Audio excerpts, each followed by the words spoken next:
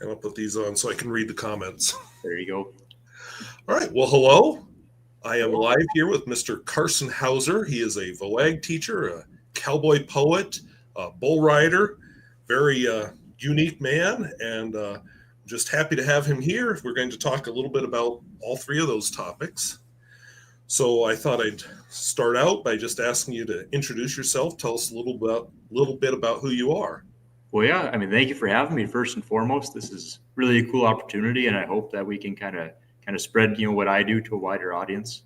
So like you said, my name's Carson Houser. I was born and raised in central North Dakota, kind of in a Western way of life, definitely, so to speak. My dad rode bulls for a very long time, along with growing up on a ranch. My mom grew up also in McCluskey, kind of on a diversified agricultural operation. And they've been together for a lot of years. I've got two older sisters, and I was the third one. They figured out once they got me, I'm the youngest, that they got it right, so that kind of ceased the rest of my siblings, I guess. But no, we were raised, pretty old school, I guess, just going to church on Sundays, going to school during the week, and helping out on the family ranch wherever we could, and it's definitely been a fun life. Okay, so you were raised on a ranch? No, sir. I was raised in town, and then my grandma still lives on the ranch where my dad grew up. So we've still got our cows there, and I get to see my grandma, about every day. So I'm very fortunate there. So you go out there and work on the ranch as well as teaching and everything else you do? Yes, sir. Okay.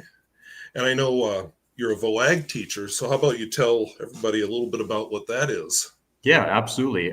So vocational agriculture, was kind of a term that was coined in the early 1900s to increase high school classes beyond, the three R's, reading, writing, and arithmetic, and there's kind of that tongue-in-cheek joke of the three R's. So something that was called the Smith-Hughes Act was introduced in 1917 to establish vocational education in schools. And under the original Smith-Hughes Act, it kind of sets up all of our agricultural classes. But in addition, what was home ec, that is now family and consumer sciences, also any of your construction trades or computer sciences, those also fall under the Smith-Hughes Act. Really, it's a hands-on exploratory act that allowed things like agriculture to be taught in high schools. In the mid 1980s to early 1990s, there was kind of a mindset shift from vocational agriculture to agricultural education. And the reason why that change was made was to kind of increase the diversity of the agricultural industry, but also kind of introduce people to the idea that agriculture isn't just farming and ranching. There's so much more when you get into the agricultural biotechnology and agribusiness sides of it that creates a lot of opportunities for other students beyond just farming and ranching and that sort of deal. So right now I teach 6th through 12th grade, all different areas of agriculture. So we cover anything from animal science, whether that's kind of veterinary science with small animals or livestock production with food animals. I teach plant science. Again, that's a wide topic from agronomy, grain type crops, or just house plants they have in the windowsill. And then in addition, I also teach those ag businesses, ag mechanics, things like woodworking, welding, electricity, plumbing, the list goes on. So it's definitely a lot of responsibility. I have to be pretty sharp to have such a wide range of topics that I teach, but I really enjoy it. I never teach the same thing twice, and the kids never learn the same thing twice. We're always going from one area of agriculture to the next, and also expanding that view that they have of the agriculture industry. So in a nutshell, that's kind of what I do, day to day to keep the lights on and the water running. Okay, so kind of that's like being a science teacher. You have to be a jack of all trades. Absolutely. Okay, and you teach in a smaller school. I should, for the viewers, let everybody know that I am actually familiar with Carson's area. I taught in a neighboring school district for 3 years. Carson was probably about 4 years old when I left that area. So we didn't know each other before this. But so roughly, what size is your school now? Yeah, so I guess we start kind of with a 5,000-foot view, you might say. We're the only school district in Sheridan County, which is the centermost county in the state of North Dakota. I can be to Canada, South Dakota, Montana, or Minnesota, all in about 3 hours. We're not really close to anything, but we're not far from anything either. So our county has less than 1,000 people in it. The town of McCluskey has about 350, give or take. And then now we recently moved sixth grade up to our high school building, and that increased our enrollment to about 60 students, grades 6 through 12. Okay. So could you tell us a little bit about your ranch operation? Yeah, absolutely. We've got kind of very, very typical cow-calf operation in central North Dakota. It was an operation that was inherited from my grandfather, to my dad. And now, my wife and I are kind of the next generation running cows on that ranch. Kind of where it started was, years ago in the mid 1800s, let's see if I get it right, my great grandfather, Samuel, he came from Iowa, where the Houser family had settled, and decided to come to North Dakota for whatever reason. And their homestead ranch in the state of North Dakota was about a mile south of where our kind of core operation is now. So his son bought an operation that's about a mile north of where our ranch is now. So the Houser lineage in central North Dakota has all kind of existed on kind of a 4-mile stretch of gravel road. Whether it's been north or south of what is now the main ranch kind of varies. But yeah, we have a small cow-calf operation. And what that means that we kind of maintain a set of breeding stock. So we have bulls and cows. And the objective every year is to raise live calves and send them to market, really this time of year in the fall. So those calves, once they leave our ranch, we'll never see them again, essentially. They'll go to what is called a backgrounder or a yearling operation. We sell those calves at about 8 to 9 months old. Those backgrounders, they're going to feed them for another couple of months, kind of through the winter, and get some extra gain on them, kind of ease that transition from being off their mother to then going into the feedlot, which is going to be the final stage. And then at that feedlot, which is likely going to be in a central state like Kansas or Nebraska, where they have a lot of feed, they're going to be fed a grain type diet where they're fattened up before slaughter. And those calves, they'll be on your plate before they're a year old, about 11 months old. Those calves will be harvested and go out to the grocery stores. Okay.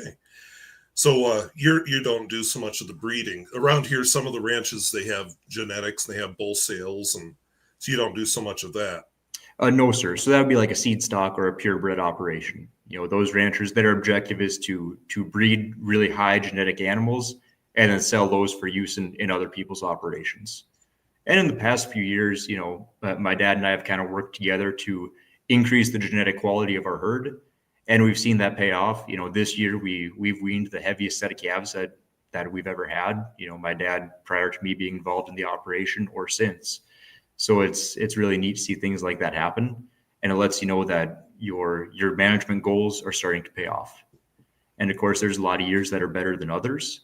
But a year like this, when beef prices are high and those calves are heavy, it puts a little bit of gas back in the tank for those hard years. Right. Yeah, that's something that would be hard for me about ranching or anything in agriculture is I know what I'm going to get as a teacher. I can predict my budget and everything I can plan out. And you really can't do that in the ranching or anywhere in the agricultural world. Absolutely. Okay. Well, I thought I just mentioned if anybody has any questions, feel free to jump in there. A little bit smaller turnout than usual, but I don't know what it's like there, but it's a really, really nice day here. Excuse me.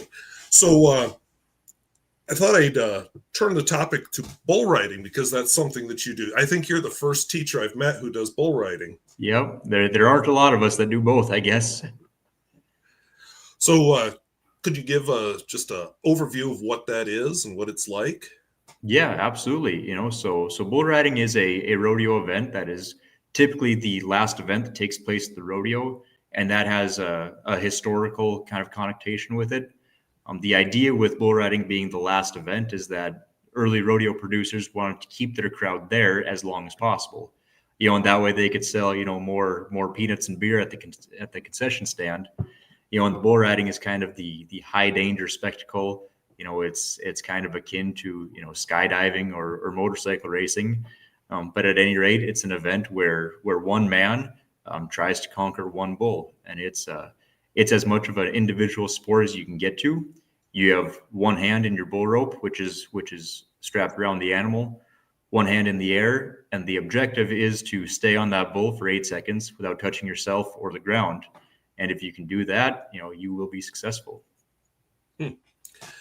So you probably that the town I live in always hosts the high school rodeo and various rodeos throughout the year, and you always see all the big trailers where they bring their horses and everything, and you don't have to do that.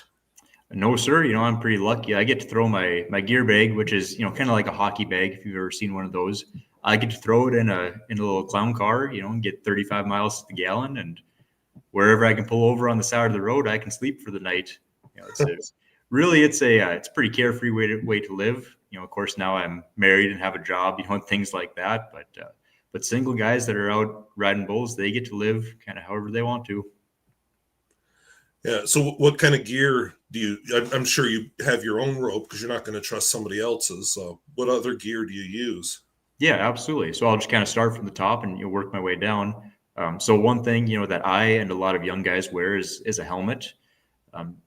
Originally, when helmets started to be used in the sport of bull riding, kind of around that 2005 mark, people just use hockey helmets, and that worked for a lot of years.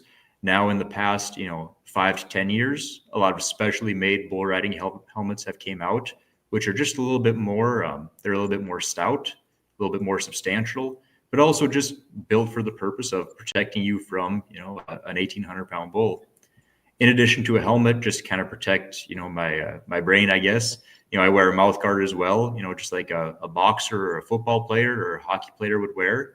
It just creates a little bit of separation in your jaw, prevents your teeth from crashing together, and really it provides a lot of extra support and protection that a lot of people don't think about. So that kind of helps keep my head and brain intact, hopefully. In addition, kind of around my chest, I wear a protective vest, just like a vest that you might wear for dress. The only difference is the one that I wear has some foam padding that covers my front, the chest as well as the back, and around the sides underneath my armpits. So that's kind of a heavy, kind of Kevlar material vest covered in leather.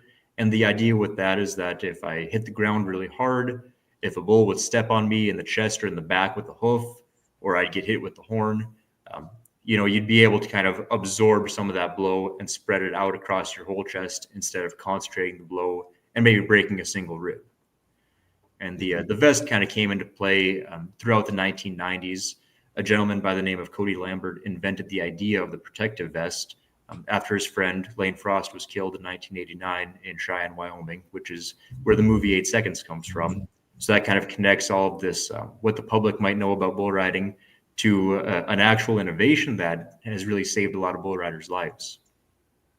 Yeah. So from the vest, I wear a pair of leather chaps on my legs. Really, they're for a lot of flash and show. A lot of guys have really fancy chaps with pretty tooling and colors on them. But the idea of wearing leather chaps really goes back to traditional cowboy work. Cowboys in South Texas would wear heavy leather chaps on their legs to protect them from, brush or cactus or thorns or things like that.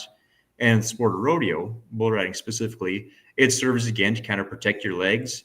If you're in the bucking chute on a bull that's kind of wiggling around there, kind of mashing up your knees, it just provides an extra layer of protection. In addition, if a bull would step on your leg, that chap, that leather is kind of a smooth surface, so that hoof will kind of slide off. It'll kind of deflect the blow of that instead of absorbing it again on your thigh or your calf or wherever. And then my gear kind of rounds out with a pair of spurs with locked rowels. The rowel is the portion of the spur that would originally rotate. In the sport of bull riding, they're locked, which means they do not move. And that is to help you give some grip with your feet. It helps keep your feet and your calves kind of in contact with that bull. That way you can stay as close to his body as possible while he's bucking and spinning and jumping around trying to buck you off. Okay. So I've always been kind of curious. I mean, I know you're doing it for the sport, but where the idea of let's ride a bull would have come from. Yeah, that's a great question.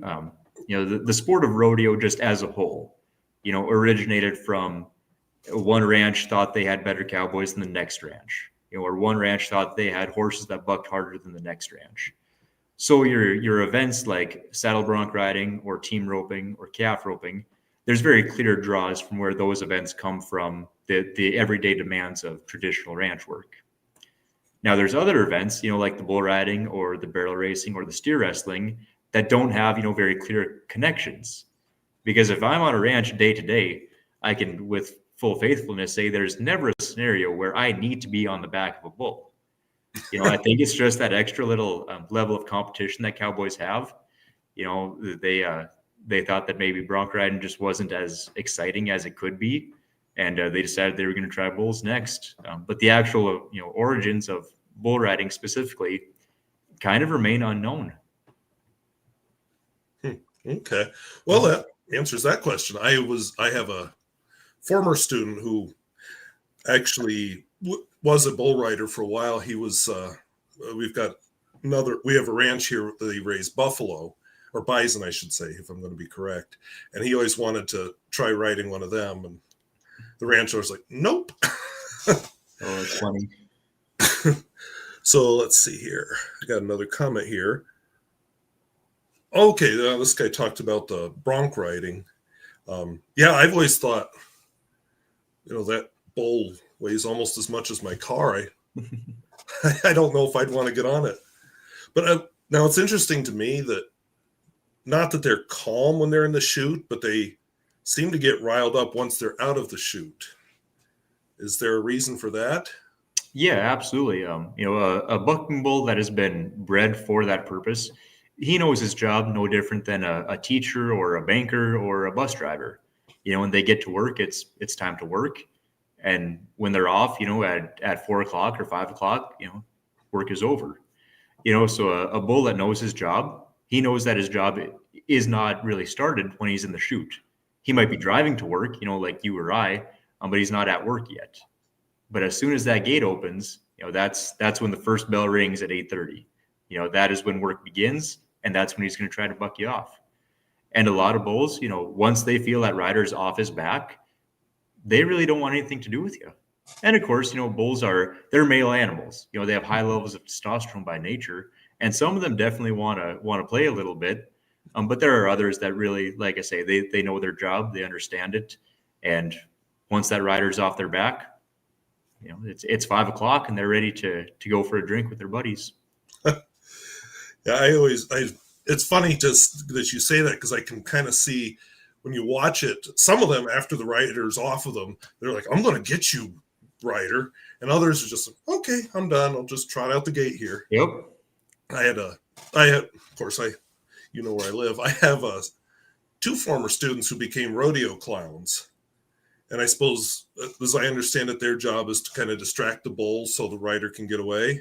Yes. Okay. Yeah, and surprisingly, I think I've maybe seen one bull rider get hurt in the years I've watched it. So, not as many injuries as I would have expected. Well, that's good. Yeah, bull riders and bullfighters, they have to work together. Because one doesn't have a job really without the other. But a lot of them don't want to be in the other pair of shoes, so to speak. And I'm the same way. I'll get on a bull every day of my life.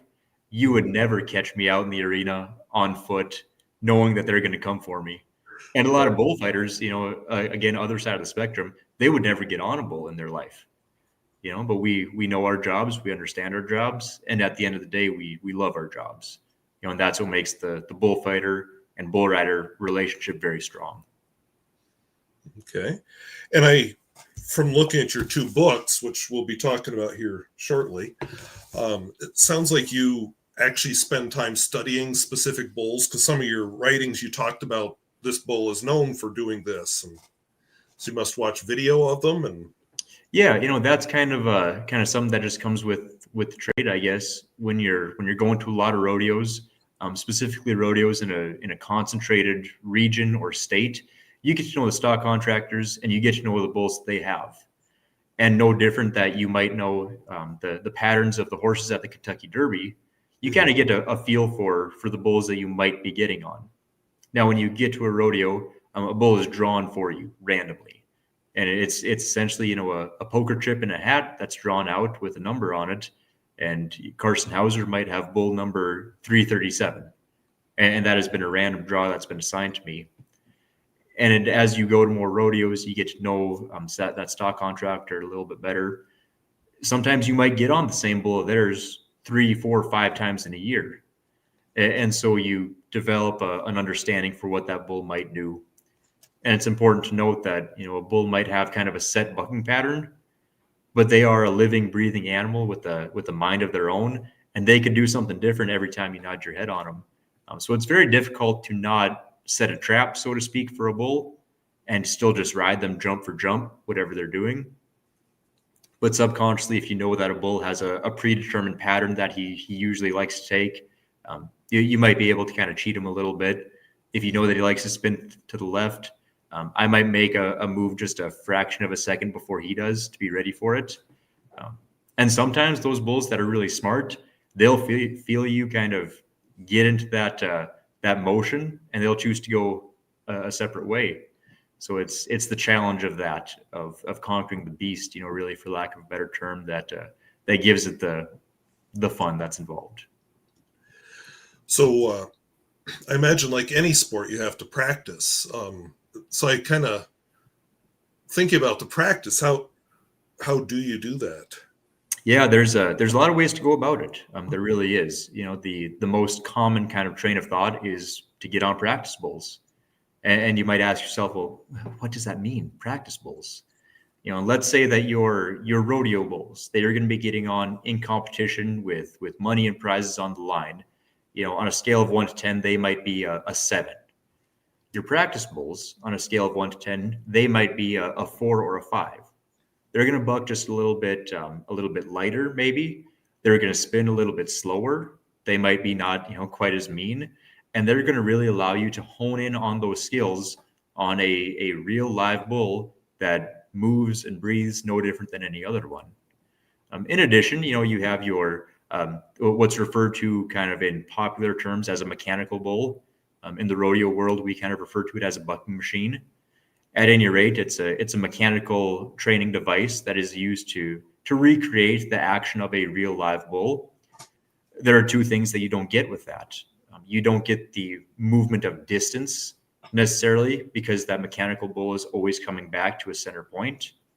But you also don't get that mental side of things when you're getting on a bucking machine, because there's a very, very, very minute chance of injury or risk involved with it. So when you do get on those practice bulls, those real live bulls, although they're selected and kind of bred to be easier to ride necessarily, there's still that mental game involved. You are still, like the Roman gladiator, you're still in the cage with the lion, or you're still going to war, however you want to connect that in your mind. So those are two kind of trains of thought, either getting on live practice bulls or getting on the bucking machine. In addition to that, a lot of guys spend a lot of time in the gym, whether it's, just kind of body weight exercises, push-ups, sit-ups, jumping jacks, things like that. They might run and swim to condition their body, or, lift weights to be physically stronger. And then kind of the last part of it is the mental toughness itself. So understanding how to use yourself to your best ability, understanding the difference between the conscious mind and the subconscious mind, all goes into a successful bull ride. Okay. So I understand you have a bit of a family legacy in bull riding. Yes, sir. My dad rode bulls for 17 years. He started when he was 14 and he hung it up when he was 32. So there's a lot of years that he was very competitive and rode really well. And it definitely sets the bar up a little bit higher for someone like me, because not only do I just want to follow my dad's footsteps, of course I do, but I also want to, kind of contest for that family legacy. I don't know if I ride better than my dad did, but there's definitely a little bit of friendly competition there. My dad loves to go to rodeos with me, and he's always very supportive of me riding and my success. And I always like to give him a little bit of a hard time, about that little friendly competition. It's funny you mentioned the age 14. I took my parents came out and visited, and you probably don't know this, but I'm actually from the East Coast. I grew up in Pennsylvania, Okay. and so that's where I'm from. And I took my parents to one of the rodeos here, and one of my students, one of my 8th grade students, was going to be riding a bull, and my mother's like, "What? He's only 14, and they're letting him do that?" It's a little different culture here. Yeah, absolutely. So, Miss Marilyn Darling gave us a good transition to the other topic I wanted to make sure we talked about. So I'm going to back up here so I can get these into camera view. And I do have links to these in the video description. It might not be there yet, but it will be after the video's over. But Mr. Carson Houser is a poet, Yes, sir. as well as a bull rider and a VOAG teacher and a rancher. So no free time for you. No, that's right. So for everybody to know, I actually know his English teacher because I used to teach with her. So why don't you tell us a little bit about first of all, what cowboy poetry even is? Yeah, absolutely. So cowboy poetry is one of the very few forms of occupational poetry, poetry that is written about a job that has to be done. In addition, there is logger poetry and fisherman poetry, which are kind of the other two prevalent forms of occupational poetry. But cowboy poetry has really been kind of the one above the rest. And when I say occupational poetry, poetry about a job, there is no dentist poetry, or accountant poetry. But there is poetry about jobs that really require a lot of solitude, a lot of risk involved, and generally occupations that have kind of a connotation around them about being for people who are uneducated or unskilled, which I've always thought is interesting because cowboys, miners, loggers, fishermen, generally speaking, we don't consider them to be at the top of the IQ chain, but yet they write very eloquently and they write wonderful stories about their jobs. So cowboy poetry kind of originated on the trail drives from South Texas to northern railheads, or northern territories like the Dakota Territory or the Montana Territory. And these cowboys had a lot of time spent by themselves or with their crew, and they would tell stories again and again and again and again. And like any story, you hope that it gets better every time you tell it. The fish always gets bigger every time you catch it. So to remember that they were telling the story correctly and including all the little details and fun facts that go along with it, they would set them to rhyme and meter. And it's no different how, you might remember the song lyric of a song you haven't heard in a long time because of that rhythm and cadence that there is to it. So these cowboy poems developed really out of, solitude on trail drives and just the preservation of a way of life that we've always known wasn't going to last forever. It's interesting that you brought up the logging poetry because my brother and my father are both in the forestry industry. My father was a state forester for many years. He's retired now. And my brother is a professor of forestry in a New York State college. And so I'm going to have to ask them the next time I talk to them about logging poetry if they know anything about it. Because I'm very familiar with the logging industry because of where I'm from. Yeah, absolutely. And then you talked about the long cattle drives. So I know, well, he's passed away now, but there was a gentleman I know who lived way, way, way north of where I live, raises Herefords, and they would bring them down on cattle drives along the Little Missouri River to Marmarth, which is where they would load them on the train. Because this was, I don't know, probably, I'm not sure when this was. I'll just be honest, but whenever it was, they were still doing that. But right, you ask him now, he doesn't do cattle drive. Well, he's passed away, but they don't do cattle drives now. They just load them on a cattle truck and take them where they're going.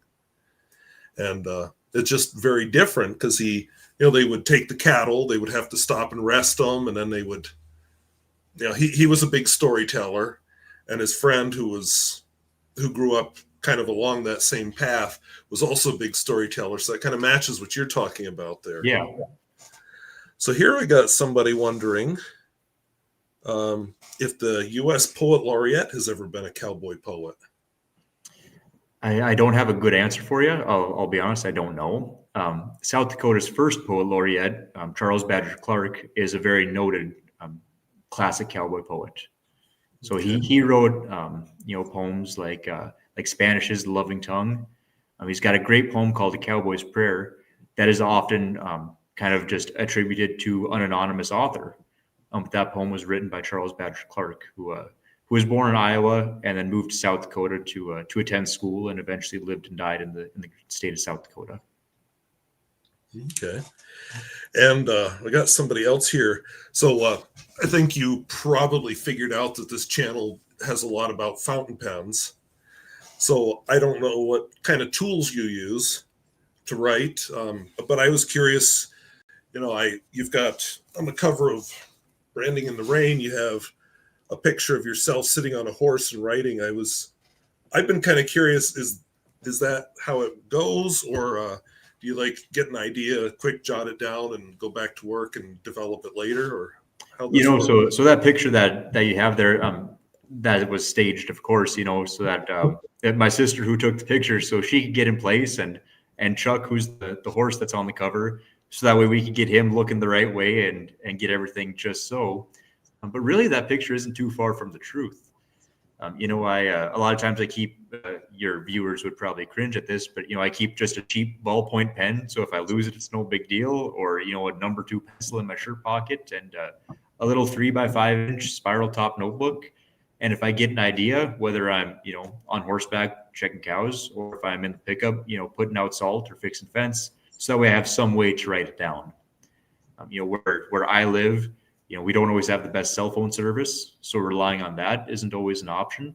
And I, prefer to handwrite things just because life gets busy. That's not always an option that I get because of the time it takes, but that's definitely what I prefer. But yes, just like that picture on the cover, cowboy poetry is inspired by cowboys doing things that cowboys do. Okay. So this is slightly off the topic, but I was kind of surprised with the ranching world how many ranches don't have horses. They go around on ATVs, or motorcycles is a big surprise. They use motorcycles. Yes, sir. Is your ranch more traditional where you're using horses, or do you use all of the above? Or? Kind of all of the above. We definitely try hard to hold fast to tradition. There's a fine line to walking the ranching industry between reaching for better things in the future, but not forgetting about the past where you came from. So of course, we've got pickups and 4-wheelers and tractors with block heaters, but we also have horses that we use to work our cattle and to really to get around the ranch. There are times in the summer where I might catch a horse early in the morning, and instead of driving to pick up that day, I might ride around the perimeter of a pasture looking for breaks in the fence or just checking on the cows, things like that. Because I love being horseback, and that's all there is to it. A good quote that I've heard was from a rancher by the name of Kurt Pate, who's from Montana. He said, every time you turn the key of a 4-wheeler or a pickup, it depreciates. It decreases in value. But every time you saddle a horse, it increases in value. And I've always thought that was kind of an interesting way to view it. Of course, there's some skill that goes along with being able to ride a horse effectively as well. And that skill has kind of been lost generation to generation. I will never say that I'm a great horseman, but it's definitely a challenge that I really like to pursue. Okay.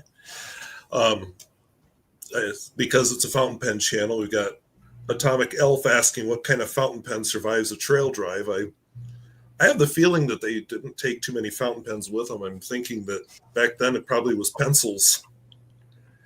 And then a few other people a few other people are suggesting different pens.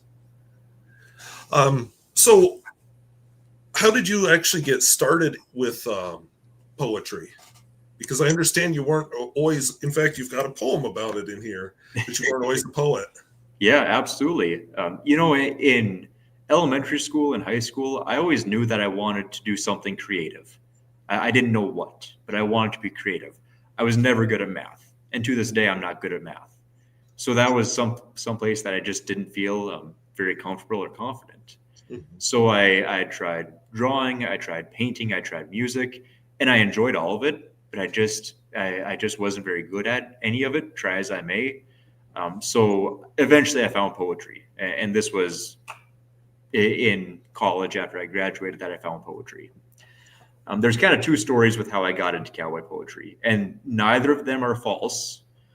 Neither of them are the whole truth without the other half. And there's a reason why I tell one or the other. The first half of the story. When I was a senior in high school, I was at a FFA banquet actually in Turtle Lake. And Roddy Nelson was their guest speaker that night. And Roddy Nelson was a cowboy poet and a rancher and really just a wonderful human from the small town of Sims, North Dakota, which is by Elmont, which is by New Salem, which is by Bismarck, so we're kind of expanding out here. And he was a very famous poet for the state of North Dakota. And when he was up there reciting poetry, I thought, hey, I can maybe do something like that. That seems like a lot of fun. He was telling stories that I could relate to. He was having a great time with his audience and just looked like he was preserving the cowboy way of life. So that's kind of the first push that got the ball rolling. Now, the second half of this story, I couldn't always tell. And the reason why I couldn't always tell this part of the story was because I wasn't 21, and now I am, so I can tell you in full detail. When I got out to college, I was a young kid from a small town in North Dakota. I really didn't know anyone or anything for that matter. And I was at a get-together of college students, we'll call it, one evening. And a friend of mine, he gave us this poem that he'd wrote, I think it was for his high school English class the previous year. And I just remember thinking, I can do better than that. And it was meant with no hate towards him, nothing against the poem. I just thought, like all cowboys do, that I could do a little bit better. So that next morning, I don't remember what class I went to, but instead of taking notes, I just wrote kind of this silly poem about our college rodeo season. And it wasn't very good. If I could make sure that no one had ever read that poem today, I would. But that was the first one. And that evening, I put it on Facebook, just for people to read at their own enjoyment. And it really took off. I didn't realize that there was this void of cowboy poetry in the early, 2020s at that point in time. And people really enjoyed it. Around the community, people were telling my folks, we didn't know that Carson wrote poetry. And my dad told them, yeah, we didn't know that he wrote poetry either. So that was October of 2019, and here we are 6 years later. And I'm loving it just as much as I ever did, and even more so. I always learn more. I always try to do just a little bit better. And I think that's the pursuit of excellence that really drives any creative art form. You're always reaching for something that in the back of your mind, you'll never obtain. But there's that carrot at the end of the stick that you always want to reach for. Okay. Yeah, I found the topic's interesting. So I'm not a poetry person. You said you don't like math. My degree is actually in physics, and I teach science as well as math. Sure. So we're a little opposite that way. But I found some of them interesting. There's one. Maybe it's the one you're talking about, that it was about explaining to your college professor about the rodeo team. Is that the one you wrote in class? No, actually, the first poem that I ever wrote, that didn't make it into the book. This first book, I've got a copy of it here with me just for reference, Branding in the Rain. I'm very proud of it. Of course I am. I put this book together in 2021, actually, during a bull riding injury. My shoulder was dislocated, and I had some kind of shoulder issues that were going on at that time. So I really wasn't effective on the ranch. I couldn't make hay, I couldn't fix fence. So I was sitting at home during the summer, and I kind of just I threw this book together. Really, I got my 50 poems that I wanted. I called a few of them, designed the cover, and boy, we sent it to the printers that fall. And now looking back on it, the process of putting this book together, I'm very proud of. The material that's in the pages makes me want to crawl out of my skin because I'm trying to do better. I'm trying to learn more. I'm trying to write a little bit more true to myself. Um, so this book right here, it's a chapter of my life that I'll never get back, and I'm kind of glad in some ways. Yeah, I noticed, a lot of your poems in these books were written. It took me a while to figure out that, you were writing from the perspective of somebody else rather than yourself. There was one I enjoyed. I can't remember the name, but it was about how you don't like doing the paperwork and the scheduling and the registering. You just want to ride the bull, let somebody else take care of the work. Um, and then I saw one, I don't think it's in either of the books. It's called A Job in Town. Yes, sir. And that reminded me of my grandfather, who was a dairy farmer in Pennsylvania. And he worked while raising 5 kids on his dairy farm and taking care of his own parents because his father had had a stroke. He worked full time at Corning Glassworks in Wellsboro, Pennsylvania at the same time. And it just made me think of that. Yeah, absolutely. So, what kind of poetry? I'm going back up a little bit because I understand that there are national cowboy poetry gatherings. Yes, sir. So I'm curious about that. I looked at what was it, Elko, Nevada? I Yeah. think that was the one I looked at. And you had to be to go to it. They had rules about the tickets that you have to be in the ranching industry, and so I'm just curious what happens at a cowboy poetry gathering. Yeah, so a cowboy poetry gathering, it's a very small market. There's not a whole lot of folks that write cowboy poetry. There's not a whole lot of folks that really listen to cowboy poetry. But one thing that's kind of important to note is that cowboy poetry did not reach the masses until the 20th century, when we had easily accessible newspapers and books. But for a lot of times, people that wrote, memorized, and loved cowboy poetry didn't have any place to share it with others. Hmm. So in 1985, the Cowboy Poetry Gathering was the original name of that event in Elko, Nevada.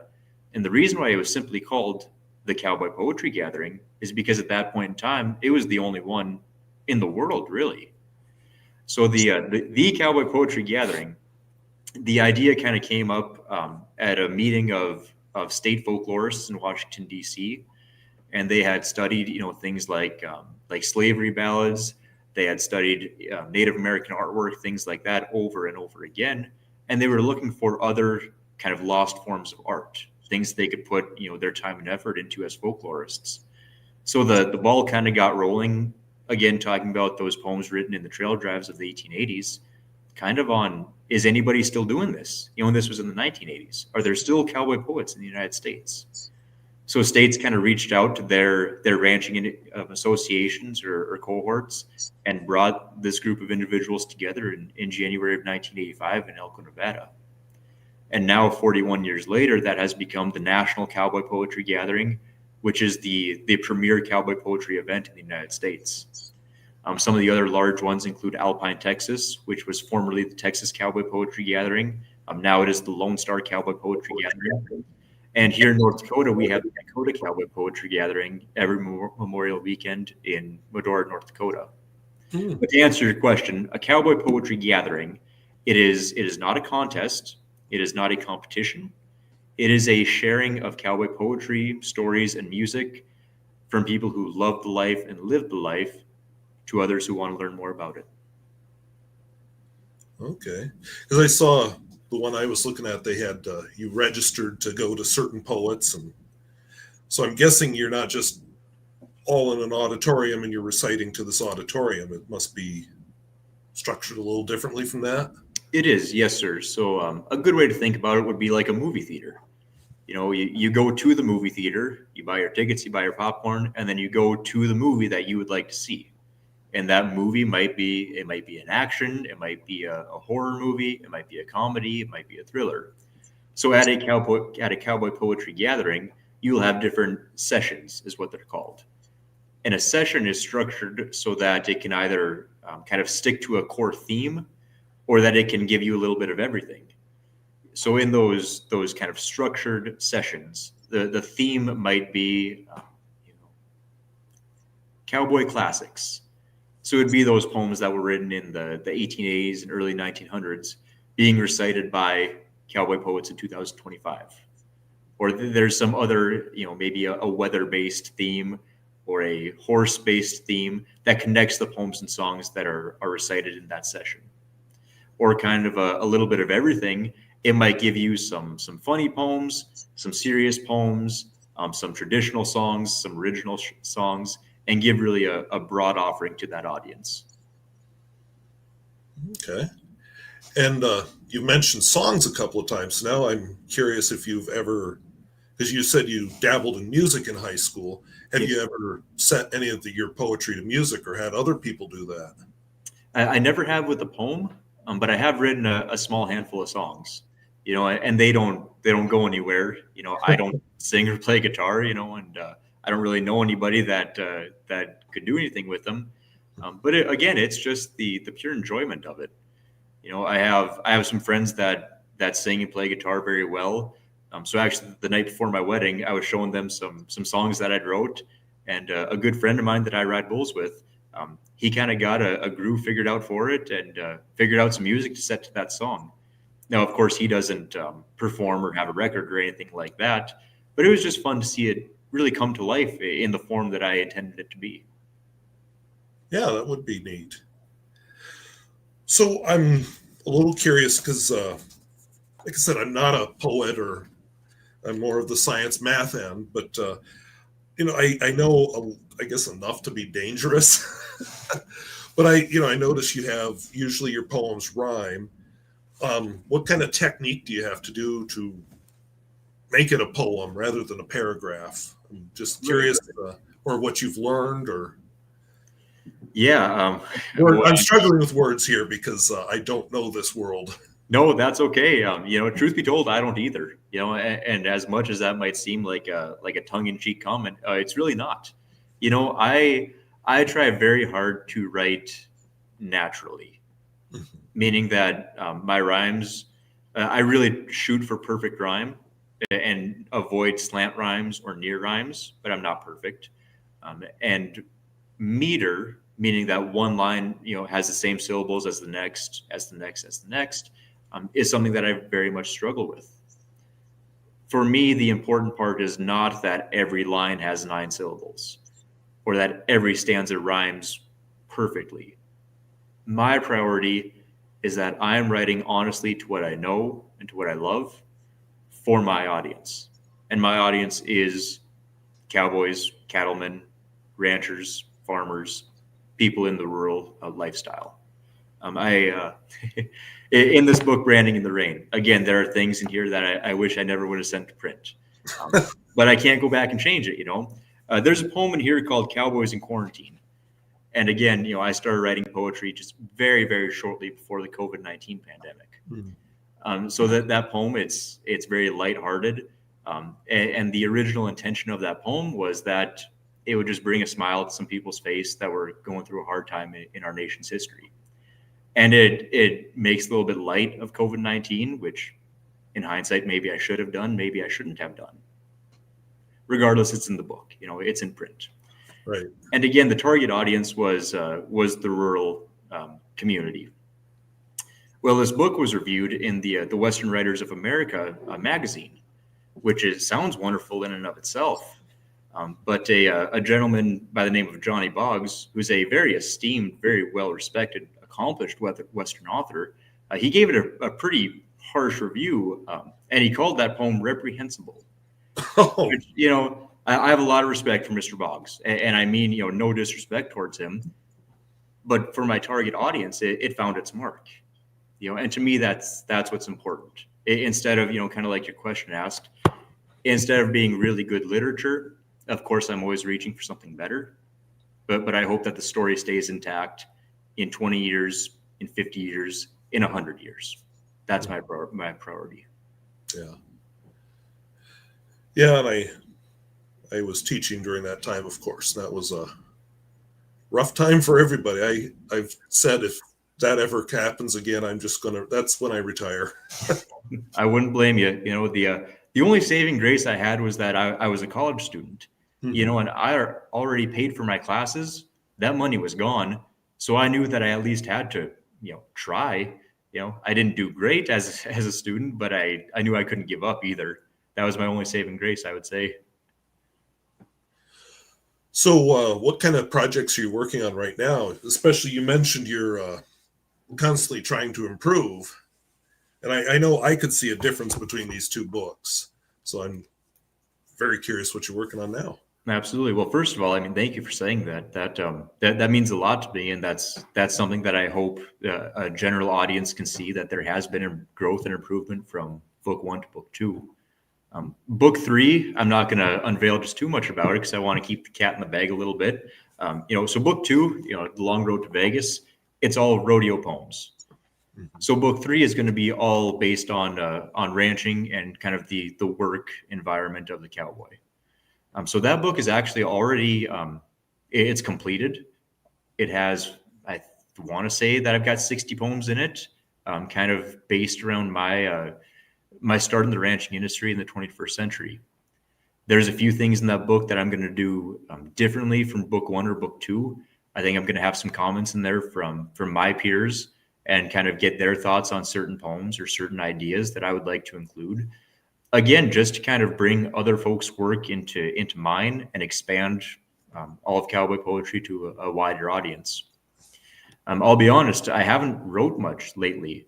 The muse kind of left me over the course of 2024 for whatever reason, and life has been very busy. I haven't really got her back, but hopefully in 2026 I can get back to writing poetry. And I specify writing poetry because I love to write in general. So I've got a few short stories, that are saved on my computer that may or may not go someplace.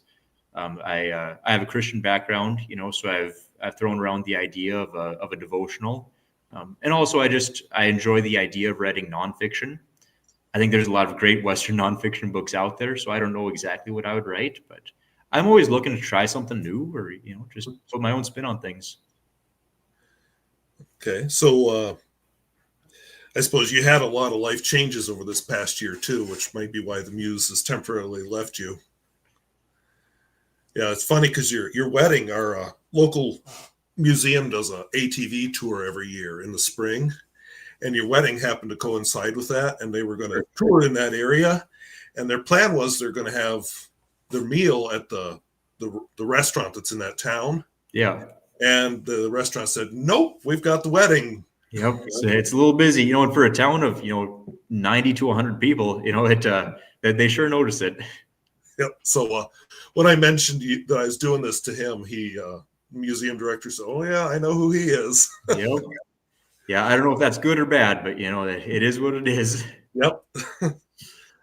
So I'm going to wrap up here, but I just wanted to see if anybody in the audience had any questions, or if you had anything you wanted to add, or maybe talk about where people can find your work. Yeah, absolutely. So both of my books, Branding in the Rain and The Long Road to Vegas, they're both available on Amazon.com. They're both kind of at that $20 price point, and they very well may go down in price kind of throughout the month of November, just to prepare for the Christmas rush. But in addition, you can generally find my schedule on my personal Facebook page, which is just Carson Houser. That's where I try to keep people kind of updated as to where they can find me and what I'll be doing. I do have a podcast. It's called Cowpuncher Chronicles, a cowboy poetry podcast. And that was another kind of, just extension of poetry. I started in 2023 and only got about 2 episodes out before I realized that it was too much for my schedule at that time. However, over this winter, my plan is to kind of reboot that podcast, give it a little bit more life, and just give folks another way to find cowboy poetry in the 21st century. Okay, and I will try to put links to all this in the video description. I don't see anything else here. We've got, here we go. So I don't know if you were ready for this. Dan Cruz was wondering if you could recite a poem. Absolutely, I could. That's what they asked me to do. I always say that the cowboy poetry, it's a lot like riding bulls. And the way that those two are similar is because they are crafts that you work at in private. You work very hard at them. You try to do the best you can, but the only way to test your skill is to do it in public. So whenever you tie your hand in on the back of a bull and slide up, the only thing left to do is nod your head. I mean, the time for preparation has passed. It is just you, and it's all about what you can do. And in the same way, I do a lot of egg banquets and producer meetings and things like that. And when they introduce me and hand me the microphone, the only thing left for me to do is perform. The time for preparation is over, and it is just you with that microphone or just you with that bull. So that's the way that I kind of draw connections between those two. So like I said, the next book that's set to come out, it is all based around the ranching industry. And as you might, figure out from hearing my live performances, I'm not very funny. And I love a good joke. I love to, BS over a cup of coffee, but I'm just not a very funny writer. So a lot of those books are very serious, or those poems, excuse me, are very serious and sentimental, and they have a lot of thought behind them. And that poem that you mentioned, "A Job in Town," is one of those. And I'll kind of preface the poem if that's okay. Mhm. I was always pretty blessed in knowing that I was going to have to find a job somewhere else to maintain my part of the ranch operation. I was never going to be able to just support myself and my family just from the income from the cattle. So there was never one big, kind of aha moment where it hit me and I figured out I would have to get a real job, as they like to say. But I found out I was wrong. When I was a senior in college, I decided it would be a great idea if I went to Vegas the week before finals. And it wasn't the best idea I've ever made, but I did it, and here we are. But while I was sitting there, I was kind of reflecting on the prior 3.5 years of college and my transition it was going to be into, the real world, as they say. And it hit me just a little bit harder than I thought it would. So I wrote that poem, "A Job in Town," on my flight between Denver and Vegas. And the idea of what's happening in that poem is 100% my story. The vessel that I use is fictional. So it's from the perspective of a gentleman who has a young son, and he's recently lost his father. And I'm very blessed that, my dad is still with us. He's doing well, and I learned more from him than I ever thought I could. So that part of the poem isn't entirely factual to my life. Just the idea around it that I'm able to insert myself into. So yeah, this is "A Job in Town." It's going to be in my next book. It's one of my favorites to do live. Okay. With hat in hand, he sadly told her, "Again, the markets are down. The banker gave me the files in his folder. I'll have to get a job in town." "Oh, it won't be that bad," he tried to say, and bit the inside of his mouth. The colts he'd started, the bulls he'd bred, the rainstorms and the drought all seemed to cloud up in his eyes at once and tried to break. With pounding force and sweating palms, his heart and hands did ache. He walked down the hall and closed the door to his small office in the corner and thumbed through the files once again. If only he'd have had time to warn her. Two eyes from a picture on the corner of his desk stared through the tension in the room. It was his dad, sitting easy in the saddle, and him, astraddle his mother's broom. He says, "I tried to do it, Dad. I really did. Thought we had it all figured out. The calves brought 2 bucks back in 14. Then came the biblical drought. Then came the hoppers and the bankers. Hay markets rose to high heaven. I crippled my best horse. The barn burnt down. And your grandson turned 11. He stands about 5 foot now. He's making a hand like you'd never see. He can rope right sharp in the branding pen. He's all you wanted out of me." A knock on the door broke the conversation between son and dad now passed. Dad, his boy called inside. I fed that Leppy like you asked. He's gaining good just like he should. Might make a show steer now, I hope. Oh, and I might need your help to start that gray mare working the rope. Could we work with her tomorrow? And Dad, is someone dying? Your eyes are red, and if I'm to say it, looks some like you've been crying. Oh no, the elder choked out. All's fine and well, I swear. Why don't you go and help your mother, son? I think she's setting silverware. Thank you for feeding that calf. Sure helps me out a lot. We'll work with the mare tomorrow. When you get home from school, I'll have her caught. Left alone now, once again. Conversation with the photo once more. He says we'll make it work, Dad. I know we will. Same as you and Grandpa before. 'Cause I'll keep that iron in the fire. I'll wear my hat for a crown. I'll keep our ranch afloat, Dad, even if it means a job in town.